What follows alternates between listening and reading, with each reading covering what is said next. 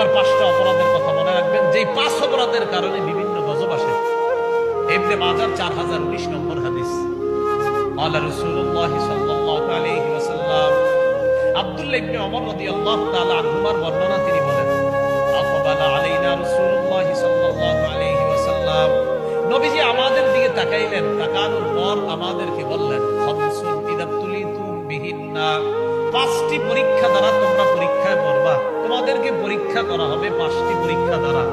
ওয়া আউযু বিল্লাহি আন তুদরিকুহুন্না, আমি আল্লাহর কাছে আশ্রয় চাই উম্মত তোমরা যেন এই পরীক্ষায় না পড়ো, আমি আশ্রয় চাইতেছি, কিন্তু তোমাদের অনেকেই পরীক্ষায় পড়ে যাবে। এবার পরীক্ষাগুলো শোনেন, দেখেন আমরা পড়ছি কিনা, মন দিয়ে শুনেন। এই 5টা পরীক্ষা মনে রেখেন, মুখস্থ করবেন ইনশাআল্লাহ। 1 নাম্বার, এই পরীক্ষাগুলো 1 নাম্বার, যেই দেশের মধ্যে অশ্লীলতা প্রকাশ্যের উদাহরণ করবে, লাম তাজহারিল ফাহিশাতু ফি কওমিন হাত্তা ইউলিনু বিহা ইল্লা ফাশা ফীহিম তাউন ওয়াল আওজাউ আল্লাতী লাম তাকুন মাযাত ফি আসলাফিহিম আল্লাযীনা মাযাউ। কোন এলাকার মধ্যে যদি অশ্লীলতা প্রকাশ্যের উদাহরণ করে, আমি গান বাজাবো, আপনার কি আছে? আমার বাড়ির ছাদে আমি নাচবো, মেয়ে না নাচাবো, গান গাবে, আপনার সমস্যা নেই। রাসূল বলছে কোন এলাকায় যখন অশ্লীলতা এমন ভাবে প্রকাশ্যের উদাহরণ করে ঘোষণাও দেয়, আমি করবো, দেখি কে কি পারলে কইরেন, এরকম কয় আমি এটা করবো, আপনি কিছু পারলে কইরেন। রাসূল বলেন দুনিয়ার কেউ করা লাগবে না। 1 নাম্বার ইল্লা ফাশা ফীহিম তাউন, ওই এলাকায় মহামারী দেখা দিবে। 2 নাম্বার ওয়াল আওজাউ আল্লাতী লাম তাকুন মাযাত ফি আসলাফিহিম আল্লাযীনা মাযাউ, এমন এমন রোগ বিমারি আসবে যেগুলা অতীত জামানার মানুষের মধ্যে ছিল না। করোনা আগের জামানার মানুষ শোনে নাই, আমরা শুনলাম। চিকুনগুনিয়া আগের জামানার কেউ শোনে নাই, এখন আমরা শুনতেছি। আরো কত কত রোগ আসবে সামনের দিকে, দেখবেন সিডর, আয়লা, নার্গিস, আরো কত নাম জানবেন। রাসূল বলে প্রকাশ্যে যখন গুনাহ করবা, এরকম বেনামে অনেক আযাব আসবে যেগুলো অতীতের মানুষ কখনো শুনে নাই। আসছে করোনা কে শুনছে?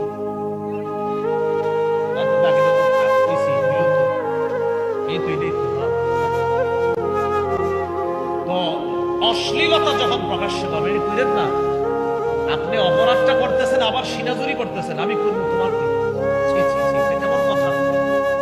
প্রকাশ্যে অপরাধ করতেছেন যে আমি টাকা দিয়ে না গান বাজাবো, আপনার সমস্যা নেই।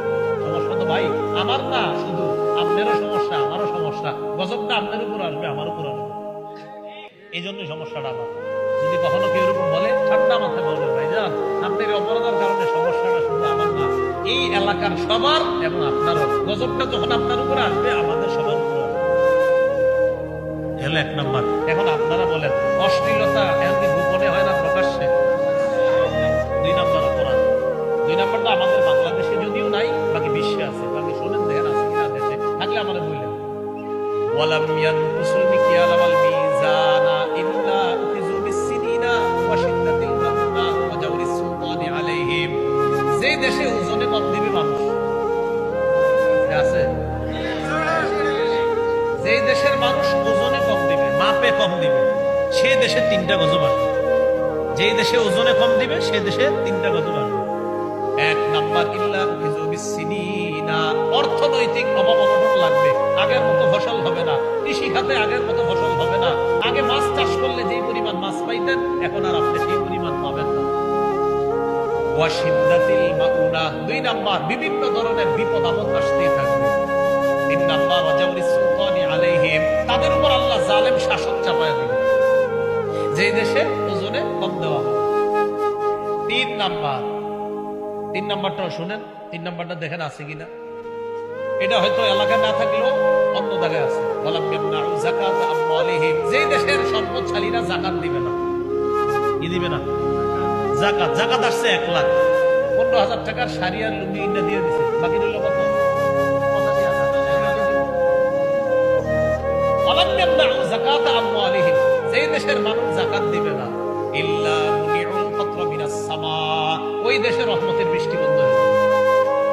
এখন কথা হলো হুজুর তাহলে মাঝে মাঝে বৃষ্টি আসে কেন? নবীজি বলেন শোনো, মাঝে মাঝে বৃষ্টি তুঙ্গ কারণে আসে না। লাউলাল বাহাইম লাম ইউনকারু, থাকলে আল্লাহ এই বৃষ্টিও দিত না। ওই চতুষ্পদ জন্তুগুলা খুশি হয়, এরা লাফায়, এরা নাচানাচি করে, কিছু প্রাণী পানির মধ্যে সাঁতার কাটে, তাদের খুশির দিকে তাকায় আল্লাহ মাঝে মাঝে বৃষ্টি দেয়, তুঙ্গ কারণে দেয় না। যাকাত না দেওয়ার পরেও যদি বৃষ্টি দেয়, এটা আমার কারণে না, প্রাণীদের কারণে। এই 3 নাম্বার। তাহলে যাকাত না দিলে রহমতের বৃষ্টি পাবেন না। কৃষকের যখন বৃষ্টি দরকার তখন বৃষ্টি আসাটা রহমত, যখন দরকার না তখন বৃষ্টি আসা কৃষকের জন্য রহমত না। কৃষকের বৃষ্টি রহমত কখন? যখন কৃষকের দরকার, এখন বৃষ্টি রইলে আমার ফসলটা ভালো হবে, এটা রহমত।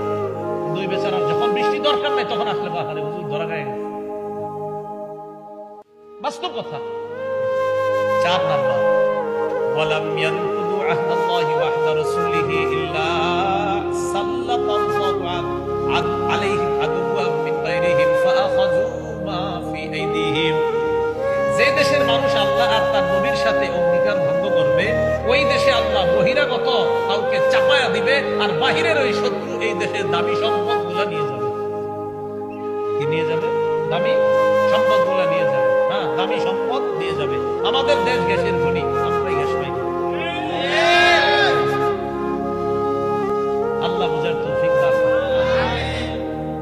যে দেশের মানুষ আল্লাহ আর তার রাসূলের সাথে অঙ্গীকার ভঙ্গ করবে, সেই দেশে আল্লাহ পাক রব্বুল আলামিন অন্য কাউকে চাপায় দিবে, তাদের দামি সম্পদগুলো নিয়ে দিবে। কোরআনের মধ্যে আল্লাহ বলছে, আহাল্লাল্লাহুল বাইআ, আল্লাহ ব্যবসা হালাল করেছেন। হুজুর আমি মুসলমান, আমি ইসলাম ধর্ম পালন করি, আমার ধর্মীয় গ্রন্থের নাম কোরআন, কোরআনে আমার রব বলে দিছে ব্যবসা হালাল। আলহামদুলিল্লাহ, হুজুর খুব খুশি হয়েছি। একটু পরে কইছে ওয়াহারামার রিবা, সুদ হারাম। হুজুর এটা আবার আল্লাহ কি বলে? এই যে আপনি কোরআনের জানলেন সুদ হারাম, ব্যবসা হালাল। ব্যবসা হালাল অংশটা ভালো লাগছে, সুদ হারাম অংশটা আপনার ভালো লাগে না। তো আপনার এই যে ভালো লাগতেছে না, এর মানে আপনি আল্লাহর কথা মানতে এই জায়গায় আপনার কেমন জানি লাগতেছে। তো ঠিকই তো আপনারটা তো আরেকজনে ছিনিয়ে নিয়ে যাবে, আপনারটা থাকবে না। 5 নাম্বার, ওয়ালাম তাহকুম আইম্মাতুহুম বিকিতাবিল্লাহ। কোন দেশের শাসক যদি মুসলমান হয়, সেই শাসক যদি আল্লাহ কিতাব অনুযায়ী ফয়সালা না করে, কোরআন অনুযায়ী যদি ফয়সালা না করে, ইল্লাস জাআলাল্লাহু বাসাহুম বাইনাহুম, আল্লাহ ওই দেশের মুসলমানে যুদ্ধ লাগায় দিবে, মুসলমানে দ্বন্দ্ব লাগায় দিবে। এইজন্য আপনারা মাঝে মাঝে বলেন, হুজুর মুসলমানের সাথেই তো তর্ক করতেছি। না, আপনি খুব ভালো চলতেছেন, আপনি চলতেছেন উল্টা পাল্টা, তো তর্ক তো লাগবেই। আল্লাহ বুঝার তৌফিক দান করেন। তাহলে এই 5টা অপরাধ, এগুলা কি আছে? এই অপরাধ থেকে আল্লাহ আমাদেরকে বাঁচার তৌফিক দান করেন। এবার আমরা বড় অপরাধের কথা জানবো। সবচেয়ে বড় অপরাধ শিরিক করা। বলেন কি করা?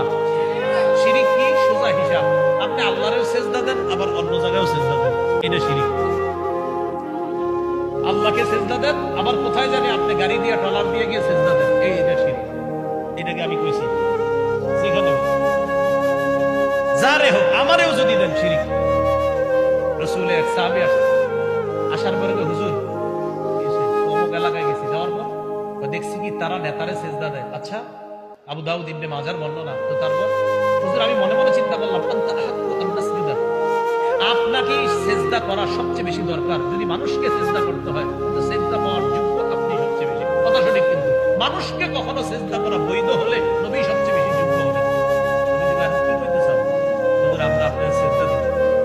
আল্লাহ রাসূল কয়, সাবধান, তুমি যদি আমার কবরের পাশ দিয়ে কখনো অতিক্রম করো, কি করবা? সেজদা দিবা? কয় না। যেমনি ভাবে আমার কবরকেও সেজদা করবা না, আমাকে কখনো সেজদা করবা না। আল্লাহ ছাড়া কাউকে সেজদা করা জায়েজ নাই।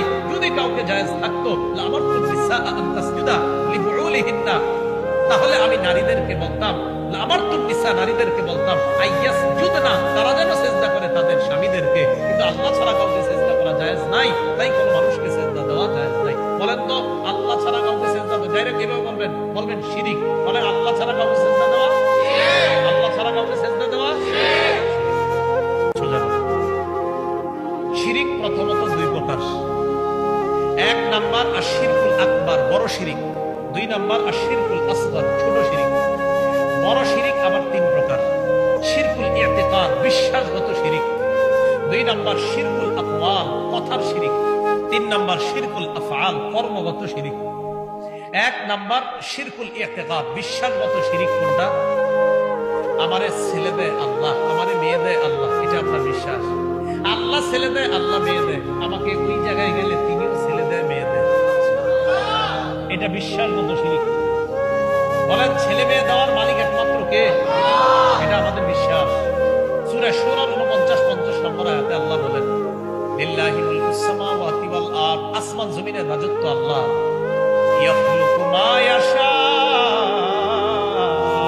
আল্লাহ যা চান তা সৃষ্টি করেন। ইয়াহাবু লিমান ইয়াশা ইনাসা, আল্লাহ চাইলে কাউকে কন্যা দান করেন। ওয়া ইয়াহাবু লিমান ইয়াশা যুকুর, আল্লাহ চাইলে কাউকে ছেলে দান করেন। আও ইউযাওবিজুহুম যুকরানা ওয়া ইনাসা, আল্লাহ চাইলে কাউকে ছেলে মেয়ে উভয়টা দান করেন। ওয়া ইয়াজআলু মান ইয়াশাউ আকিমা, আল্লাহ চাইলে ছেলে মেয়ে কিচ্ছু দিবে না, ওই নারীকে বন্ধা বানাবেন। এই ক্ষমতা কার? তাহলে বিশ্বাসটা একটু মুক্ত করে নিই। ছেলে দেওয়া, মেয়ে দেওয়া, ছেলে মেয়ে উভয়টা দেওয়া, কোনোটা না দেওয়া, একচ্ছত্র ক্ষমতা কার? বলেন, এটা আমাদের বিশ্বাস। এই বিশ্বাসে যদি আপনি মনে করেন কোনো কেউ দিবে দিতে পারে সন্তান, এটা শিরকুল ইতিকাদ, এটা বিশ্বাসগত শিরিক। 2 নাম্বার শিরকুল আকওয়াল, কথার শিরিক। কথার শিরিক কি? আমরা বৃষ্টি চাই কার কাছে? আল্লাহ আপনি বৃষ্টি দেন, আল্লাহ আপনি মেঘ দেন। এখন আপনি আল্লাহকে না বলে অন্য কাউকে বললেন। এটা অতীত যুগে ছিল যে অমুক তারকা বৃষ্টি দেয়, নাউজুবিল্লাহ। এই যে মুখ দিয়ে আপনি বললেন আল্লাহ ছাড়া অন্য কাউকে, এটা কথার শিরিক। 3 নাম্বার শিরকুল আফআল, কর্মগত শিরিক তো বললাম শুরুতে। আল্লাহ ছাড়া অন্য কাউরে আপনি সিজদা দিলেন, এই আমলটা করলেন, এটা কর্মগত শিরিক। আল্লাহ হেফাজত করেন। শিরিক প্রথমত কয় প্রকার? না, 2 প্রকার। বড় শিরিক, ছোট শিরিক। বড় শিরিক 3 প্রকার: বিশ্বাসগত শিরিক, কথার শিরিক, কর্মের শিরিক। হ্যাঁ, 2 নাম্বার যেটা ছিল প্রথমত, 2 নাম্বার হলো ছোট শিরিক। ছোট শিরিক কোনটা? রাসূলুল্লাহ সাল্লাল্লাহু আলাইহি ওয়াসাল্লাম বলেন, ইন্না আখওয়াফা মা আখাফু আলাইকুম বাদি আশ-শিরকুল আসগর, আমি পৃথিবী থেকে বিদায় নেওয়ার পর তোমরা সবচেয়ে বেশি ছোট শিরিক করবা, এই ভয় আমার হয়। সাহাবীরা কয়, হুজুর ছোট শিরিক আমার কোনটা? নবীজি কয়, শিরকুল খাফি, সেটা গোপন শিরিক। হুজুর এটা আবার কি? রাসূল বললেন, আর রিয়া, এটা হলো লোক দেখানো ইবাদত করা। লোক দেখানো ইবাদত করা, এটা ছোট শিরিক। আমি নামাজ পড়তেছি, মানুষ আমারে বলে নামাজ পড়তেছি, এটা ছোট শিরিক।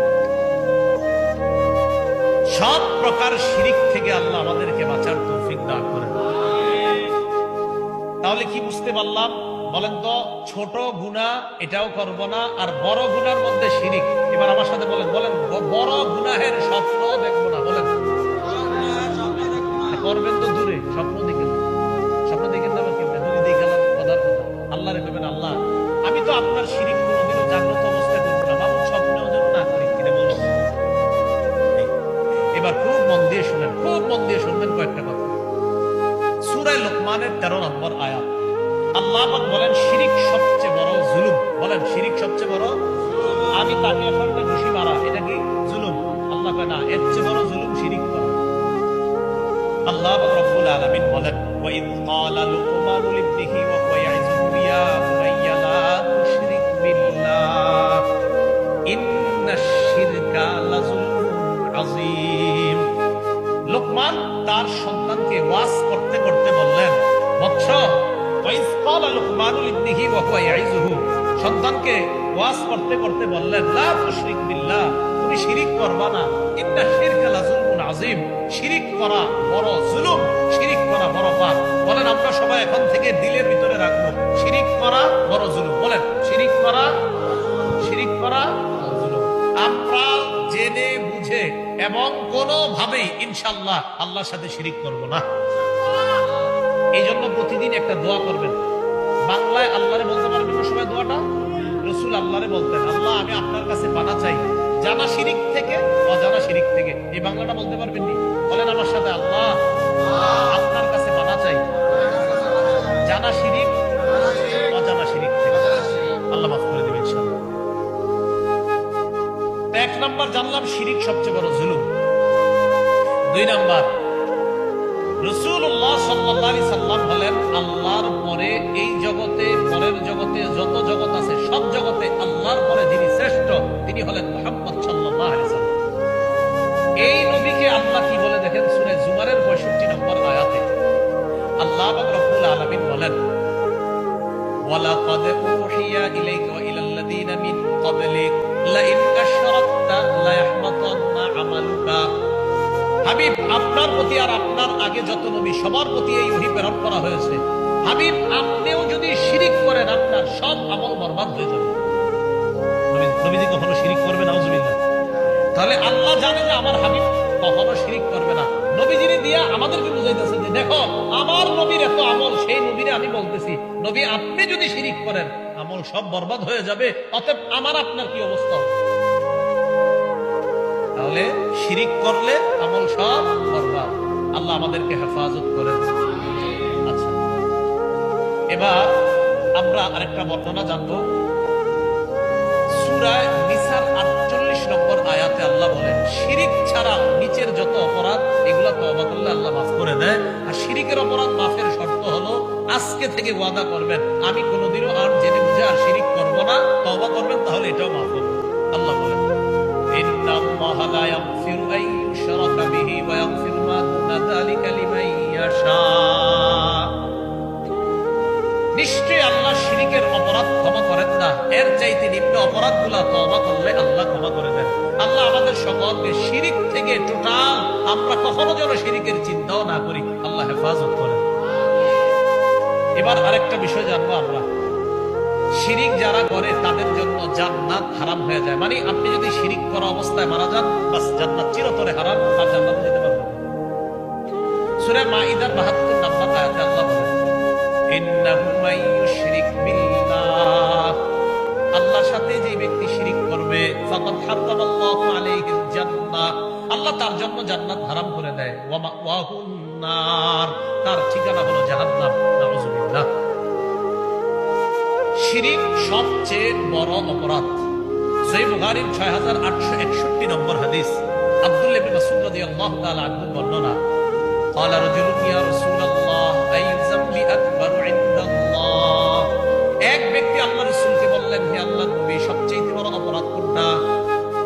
নবীজি বললেন সবচেয়ে বড় অপরাধ হলো আনতা দুআ লিল্লাহি নিদ্দান ওয়া হুয়া খালাকাকা, আল্লাহ তোমাকে বানিয়েছেন ওই আল্লাহর সাথে অন্য কাউকে সমকক্ষ নির্ধারণ করা সবচেয়ে বড় অপরাধ। আল্লাহ তোমাকে বানিয়েছেন তার সাথে কাউকে সমকক্ষ নির্ধারণ করা সবচেয়ে বড় অপরাধ। সাহাবী প্রশ্ন করলেন সুম্মা আইয়ুন ইয়া রাসূলুল্লাহ, এরপর সবচেয়ে বড় অপরাধ কোনটা? নবীজি বললেন আনতা কুতুলা ওয়ালাদাকা মাখাফাতা আইয়াতআমা মাআক, তোমার সন্তান তোমার খাদ্যে অংশগ্রহণ করবে এই ভয়ে সন্তান হত্যা করা। কেউ সন্তান কয়জন? কয়েকজন, আরেকজন হয় না কি হয়? লা তাকতুলু আওলাদাকুম খাশিয়াতা ইমলাক, আল্লাহ পাক রব্বুল আলামিন বলেন তোমরা তোমাদের সন্তান দারিদ্রতার ভয়ে হত্যা করবে না। নাহনু নারযুকুহুম ওয়া ইয়্যাকুম, আরেক জায়গায় কয় নাহনু নারযুকুকুম ওয়া ইয়্যাহুম, যেটারে আমি দুনিয়াতে পাঠাইতেছি তুমি বাবা আর মা আর সন্তান সবগুলা রিজিক আমি আল্লাহ দেব। যেই সন্তান তোমারে দিব এটা রিজিক আমি দিয়ে দিব, এটা হলো বিশ্বাস। তো আল্লাহ রাসূল বলেন 2 নম্বর সবচেয়ে বড় অপরাধ আমার ছেলে রেখে খাওয়াবে, আমার ছেলে আমার টাকায় ভাগ বসাবে এই ভয়ে সন্তান হত্যা করা, এটা সবচেয়ে বড় অপরাধ। সন্তান দারিদ্রতার ভয়ে হত্যা করা এটা 2 নম্বর বড় অপরাধ। ক্বালা সুম্মা আইয়ুন ইয়া রাসূলুল্লাহ, প্রশ্ন করলেন হুজুর এরপর সবচেয়ে বড় অপরাধ কোনটা? নবীজি বললেন আনতুজানি হালিলাতা জারিকা, তুমি তোমার প্রতিবেশীর সাথে ব্যভিচার করা, তোমার প্রতিবেশীর স্ত্রীর সাথে ব্যভিচার করা এটা সবচেয়ে বড় অপরাধ। কোন মহিলার সাথে ব্যভিচার করা তো অপরাধ। রাসূল বলেন প্রতিবেশীর স্ত্রী, প্রতিবেশীর স্ত্রীটা তোমার কাছে মায়ের মতো ছিল, বোনের মতো ছিল, কিন্তু তুমি উল্টা মায়ের মতো বোনের মতো না দেখে তার সাথে তুমি ফুসলিয়ে কোনোভাবে তার সাথে অবৈধ কর্মে লিপ্ত হলা, এটা সবচেয়ে বড় অপরাধ। রাসূলুল্লাহ সাল্লাল্লাহু আলাইহি ওয়াসাল্লাম 3 অপরাধের কথাই হাদিসে বললেন। 1 নাম্বার বললেন কি করা? আল্লাহর সাথে কাউরে সমকক্ষ নির্ধারণ করা, এটা সবচেয়ে বড় অপরাধ। শিরিক সবচেয়ে বড় কবিরা গুনাহ। সহিহ বুখারীর 2653 নম্বর হাদিসের বর্ণনা, আব্দুল্লাহ ইবনে আমর ইবনে আল-আস রাদিয়াল্লাহু তাআলা আনহু বর্ণনা, তিনি বলেন ক্বালা রাসূলুল্লাহ সাল্লাল্লাহু আলাইহি ওয়াসাল্লাম আল কাবাইর আল ইশরাকু বিল্লাহ, সবচেয়ে প্রধান কবিরা গুনাহ অনেকগুলা, এর মধ্যে বেশি প্রধান 4টা। বলেন সবচেয়ে কবিরা গুনাহ অনেকগুলা, এর মধ্যে বেশি প্রধান কয়টা? 1 নাম্বার আল ইশরাকু বিল্লাহ, আল্লাহর সাথে শিরিক করা। 2 নাম্বার উকুকুল ওয়ালিদাইন, পিতামাতার নাফরমানি করা। 3 নাম্বার ওয়া কতলুন নাফসি, অন্যায়ভাবে কাউকে হত্যা করা। 4 নাম্বার আল ইয়ামিনুল গুমুস, মিথ্যা শপথ করা।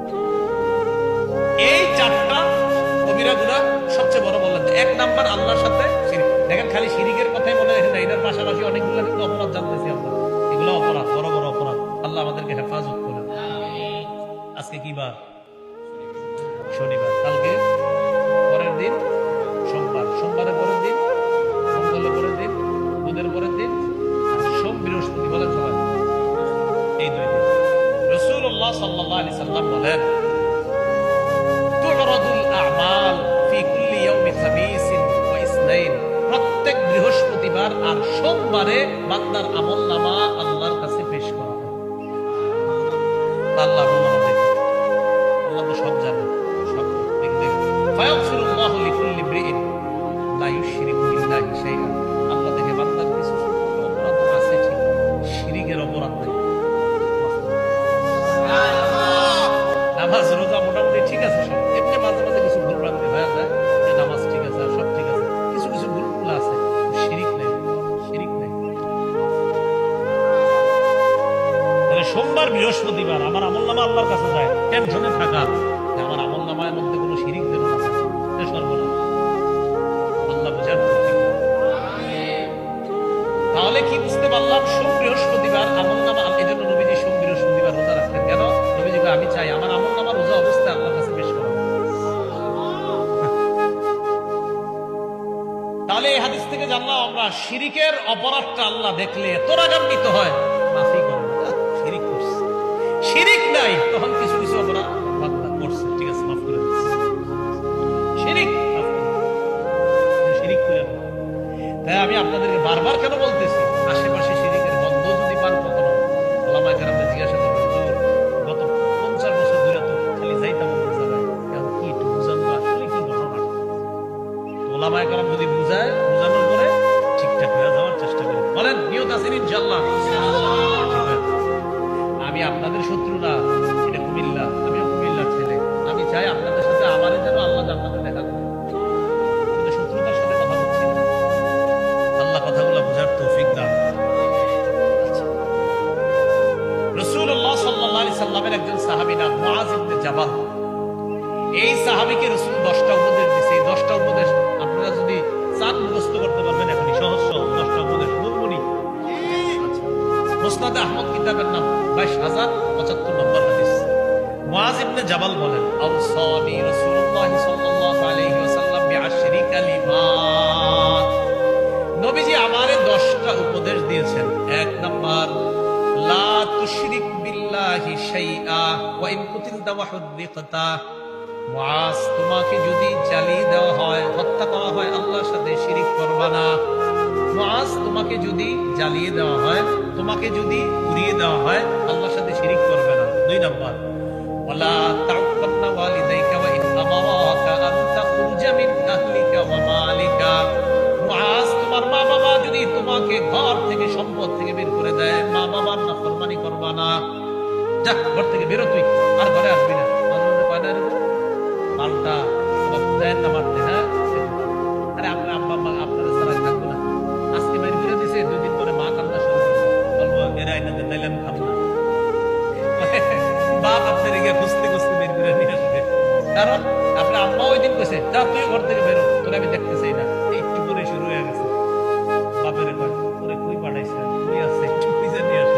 এই জন্য মা বাবা প্রথমে কখনো রাগ করলে পাল্টা কোনো রিয়েকশন করে না, আস্তে রাগটা মেনে নিয়ে ইনশাআল্লাহ দেখবেন যদি রাগ ভুল হয় আল্লাহ বুঝতে দেবে। রাসূলুল্লাহ সাল্লাল্লাহু আলাইহি ওয়াসাল্লাম বলেন, তোমার মা বাবা যদি ঘর থেকে বের করে দেয়, সম্পদ থেকে বের করে দেয়, তাও মা বাবা নাফরমানি করবে না। সম্পদ থেকে আমদানি বের করলে সম্পদ কারে দিতে পারে, আমদানি দিতে বের করবে না ইনশাআল্লাহ। 3 নাম্বার, ওয়ালা তাতরুকান্না সালাতান মাকতুবাতান মুতাআম্মিদা। এটার অনুবাদটা শোনার পর আমার সাথে একটা ওয়াদা করতে হবে। মুআয, ইচ্ছাকৃতভাবে 1 ওয়াক্ত ফরজ নামাজ ছেড়ে দিবা না। ওয়াক্ত 5 ওয়াক্ত না, 1 ওয়াক্ত। ইচ্ছাকৃতভাবে 1 ওয়াক্ত নামাজও ছাড়বা না।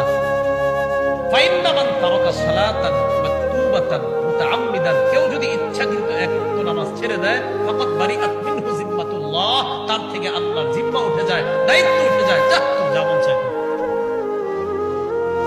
1 ওয়াক্ত ফরজ নামাজ ইচ্ছাকৃতভাবে ছেড়ে দিবে না। প্রিয় ভাইরা, ফরজ বলছে না ফজর, নামাজ ছেড়েন না, আল্লাহর রাস্তায় নামাজ ছেড়েন না, নামাজ পড়েন, নামাজ ছেড়ে দিয়েন না, নামাজ পড়েন, মেহেরবানি করে নামাজ ছেড়ে দিয়েন না। যাইতে যাইতে ঢাকা যদি কখনো 4টা হয়ে যায়, বিশ্বাস করে ঘুরে থাই চুপচাপ, জানি যে ঘুমাই গেলে উঠতে পারবো না, এরপরে ফজরটা পড়ি করে ঘুমাই। ফজর নামাজ, ফরজ নামাজ তো ছাড়বে না, বিশেষ করে আমাদের ফজরটাই সমস্যা হয়, ছেড়ে দিয়ে নামাজ ছেড়ে দিয়ে। আল্লাহ বুঝার তৌফিক দান। তাহলে 3 নাম্বার, 1 ওয়াক্ত ফরজ নামাজ ইচ্ছাকৃতভাবে ছেড়ে দিলাম। 4 নাম্বার, ওয়ালা তাশরাবান্না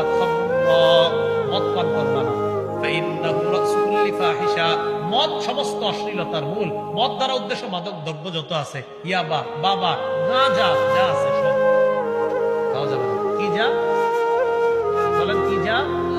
হ্যাঁ, এটা চিনেননি? আর এটা চিনে গেলাম মানুষ ভালো করে জানে, ওই এখানে সেখানে বসে টানে। এ হলো 4 নাম্বার।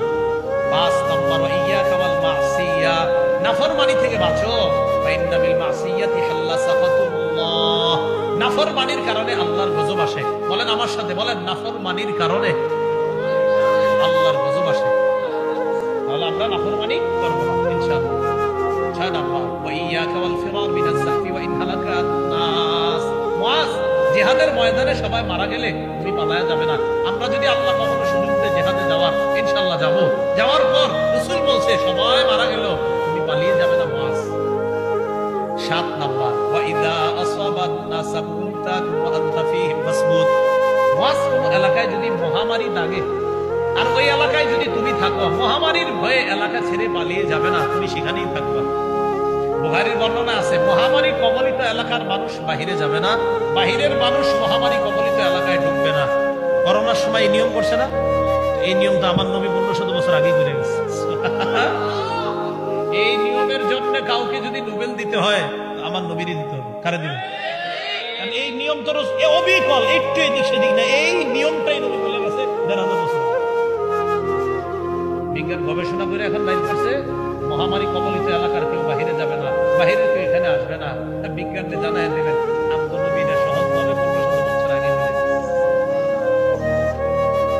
কেমন নবী আমাদের, কেমন ধর্ম আমাদের, কিন্তু আপনারা বুঝেন না, আপনারা অন্যদিকে খালি দৌড়ান।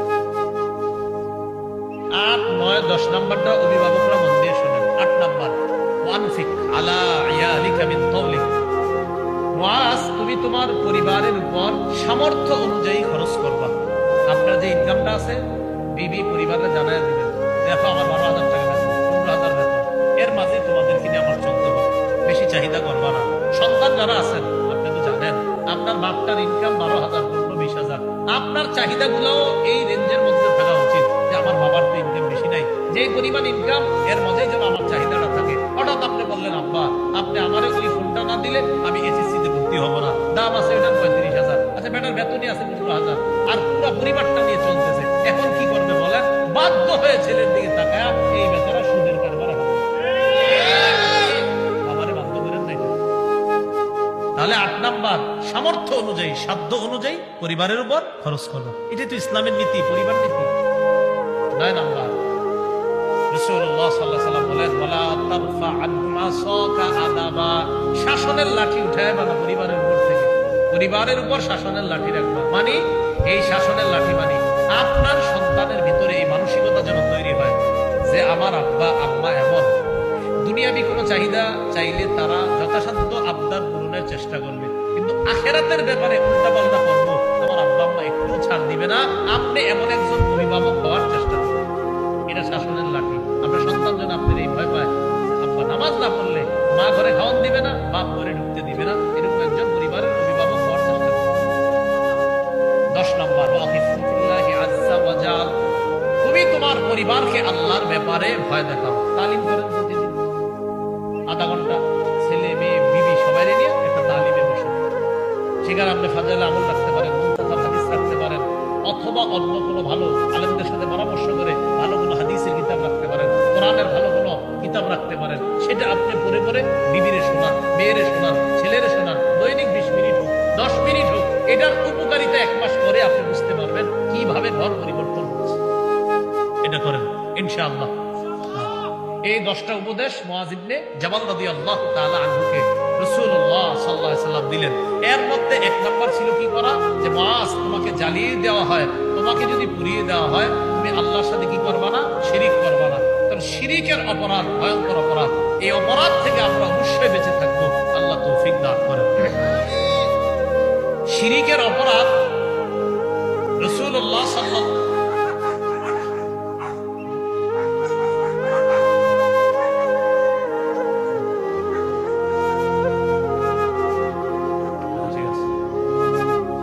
শিরিকের যে অপরাধটা রাসূলুল্লাহ সাল্লাল্লাহু আলাইহি সাল্লাম প্রায় হাদিসের মধ্যে যখন গুনাহের আলোচনা করছেন, প্রায় হাদিসে গুনাহের আলোচনা শুরুই করছেন শিরিক দিয়ে। তাহলে আসেন আগের কথায়, ছোট গুনাহ তার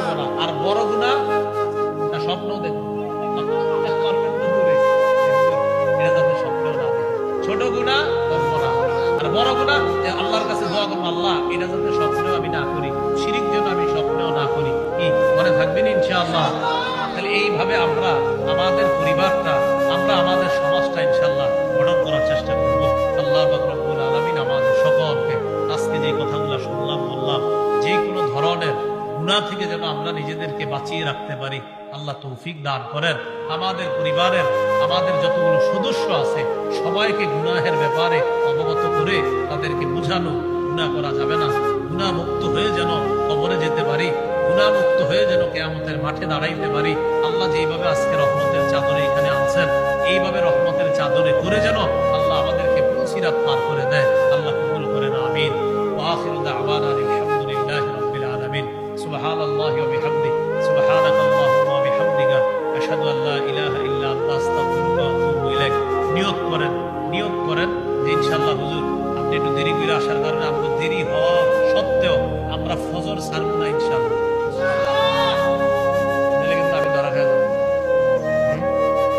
আমার এই আল্লাহর কাছে ধরা হয় না, তাহলে ফজর করবেন তো?